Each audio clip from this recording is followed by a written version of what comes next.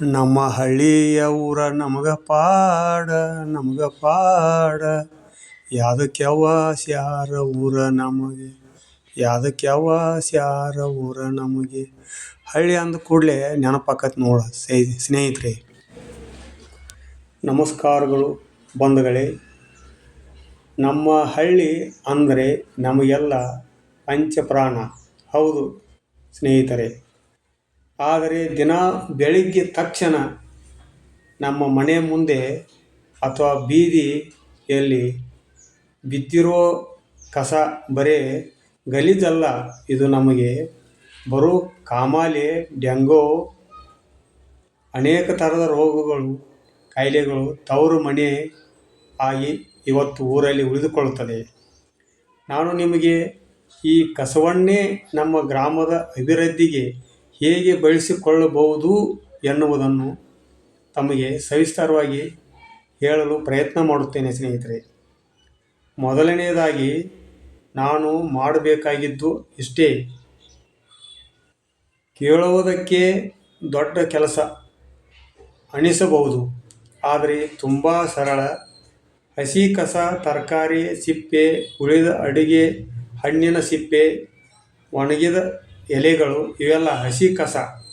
ಇದನ್ನು ಒಂದು ಬುಟ್ಟಿಯಲ್ಲಿ ಹಾಕಿ ಇದು ಮಣ್ಣಲ್ಲಿ ಕರಗುತ್ತದೆ, ಅದ್ಭುತವಾದ ಗೊಬ್ಬರವಾಗುತ್ತದೆ. ಹಾಗೂ ಒಣ ಕಸ, ಪ್ಲಾಸ್ಟಿಕ್ ಕವರುಗಳು, ಹಾಲಿನ ಪ್ಯಾಕೆಟ, ಹಳೆಯ ಪೇಪರ, ಗಾಜಿನ ಬಾಟ್ಲಿ ಅಥವಾ ರಟ್ಟುಗಳು, ಇನ್ನೂ ಅನೇಕ ವಸ್ತುಗಳು ಇವು ಒಣ ಕಸ. ಇವುಗಳನ್ನು ಬೇರೆ ಬುಟ್ಟಿಯಲ್ಲಿ ಇಡಬೇಕು. ನಾವು ಪಂಚಾಯಿತಿ ಆದಾಯ ತರಬಹುದು. ಗ್ರಾಮ ಪಂಚಾಯಿತಿ ಪಾತ್ರ ಏನೆಂದರೆ, ನಮ್ಮ ಗ್ರಾಮ ಪಂಚಾಯಿತಿಯಿಂದ ಈಗ ಕಸದ ಗಾಡಿ ನಿಮ್ಮ ಮನೆಗೆ ಬಾಗಿಲಿಗೆ ಬರ್ತಾ ಇದ್ದಾವೆ. ದಯವಿಟ್ಟು ಕಸವನ್ನು ಎಲ್ಲೆಂದರಲ್ಲಿ ಎಸೆಯದೆ ನಿಮ್ಮ ಮನೆಯ ಹಸಿ ಕಸ ಮತ್ತು ಒಣ ಕಸವನ್ನು ಆ ಗಾಡಿಗೆ ನೀಡಿ. ನೀವು ಕಸವನ್ನು ಬೇರ್ಪಡಿಸಿ ಕೊಟ್ಟರೆ ಪಂಚಾಯಿತಿಯವರಿಗೆ ಅದನ್ನು ಸಂಸ್ಕರಣೆ ಮಾಡುವುದಕ್ಕೆ ಸುಲಭವಾಗುತ್ತದೆ.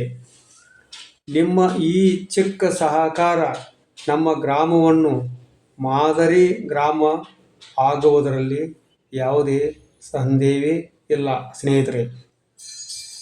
ಇದರಿಂದ ಸಾರ್ವಜನಿಕರಿಗೆ ಏನಪ್ಪ ಲಾಭ ಎಂದು ಕೇಳಿದ್ದೀರಾ?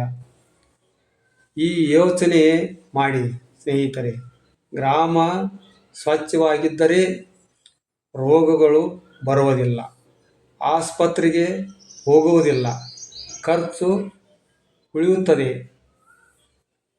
ಈ ಕಸದಿಂದ ತಯಾರಾಗುವ ಸಾವಯವ ಗೊಬ್ಬರಗಳು ನಮ್ಮ ದೇಶದ ಬೆನ್ನೆಲುಬಾದಂಥ ರೈತರಿಗೆ ಈ ಗೊಬ್ಬರವನ್ನು ನಮ್ಮ ರೈತರು ಹೊಲಕ್ಕೆ ಬಳಸಬಹುದಾಗಿರುತ್ತದೆ. ಇದರಿಂದ ಮಣ್ಣಿನ ಫಲವತ್ತತೆ ಹೆಚ್ಚುತ್ತದೆ. ಇದು ಕಸದಿಂದ ರಸ ಮಾಡುವ ಒಂದು ಕಲೆಯಾಗಿ ಇರುತ್ತದೆ. ಕೊನೆಯದಾಗಿ ಒಂದೇ ಮಾತು, ನಮ್ಮ ಮನೆ ಎಷ್ಟು ಮುಖ್ಯವೋ ಅಷ್ಟು ಗ್ರಾಮವು ಅಷ್ಟೇ ಮುಖ್ಯ. ಇವತ್ತೇ ಸಂಕಲ್ಪ ಮಾಡೋಣ. ಕಸವನ್ನು ಎಲ್ಲೆಂದರಲ್ಲೇ ಎಸೆಯದೆ ಗ್ರಾಮ ಪಂಚಾಯಿತಿ ಜೊತೆಗೆ ಕೈ ಜೋಡಿಸೋಣ ಅಂತ ಪ್ರತಿಜ್ಞೆ ಮಾಡೋಣ.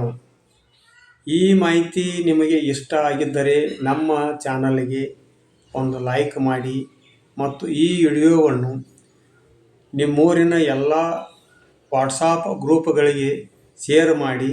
ಪ್ರತಿಯೊಬ್ಬರಿಗೂ ಈ ವಿಷಯ ತಲುಪಲಿ ಎಂದು ಹೇಳುತ್ತಾ, ಜೈ ಹಿಂದ್, ಜೈ ಕರ್ನಾಟಕ.